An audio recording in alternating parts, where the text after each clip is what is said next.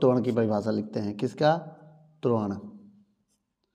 त्वरण को हम लोग एक्सीलरेशन कहते हैं। क्या कहते हैं?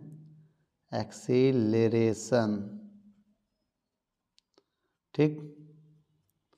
हाँ, अब देखिए त्वरण की परिभाषा हमको लिखना है तो कैसे लिखेंगे? सबसे पहले हम ये लिखेंगे, किसी वस्तु के,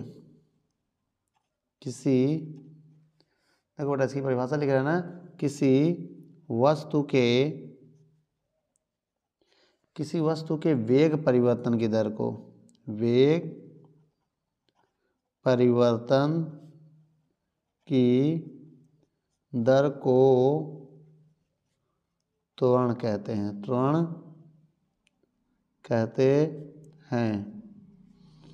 इसे ए से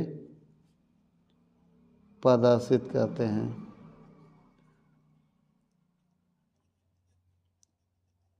ठीक है। अब इसका मात्रक लिख लो। इसका मात्रक मीटर पर सेकंड स्क्वायर होता है। अब देखिए इतना करने के बाद हम क्या लिखेंगे? फार्मूला लिखेंगे। भाई त्वरण का फार्मूला होता है वेग परिवर्तन बटे समय अंतराल। क्या होता है? समय अंतराल। या इसे हम ऐसे लिख सकते हैं, A बराबर dV बटे dt।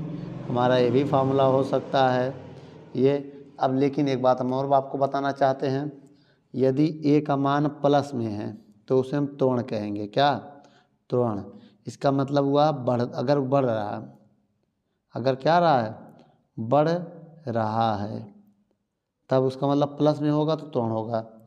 अगर A का मान माइनस में आ गया तो इसे हम मंदक कहेंगे। क्या कहेंगे?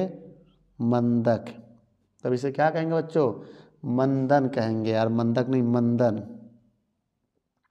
क्या कहेंगे? मंदन। मंदन। तो मंदन का मतलब घट रहा है। क्या? घट रहा।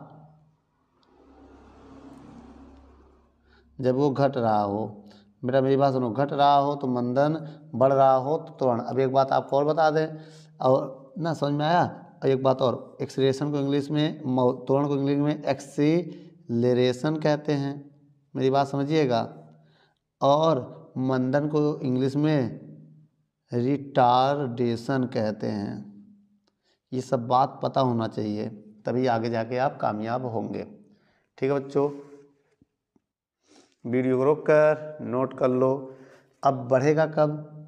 जब आप गाड़ी चला रहे उसके एक्सीलरेशन को बढ़ाएंगे, स्पीड आपकी बढ़ती जाएगी तो बढ़ेगा। जब आप गाड़ी में ब्रेक लगाएंगे धीरे धीरे तो स्पीड घटती जाएगी, तो वहाँ पर रिटार्डेशन होगा, मंदक होगा। ठीक है बच्चों, वीडियो को रोक कर नोट कर लो।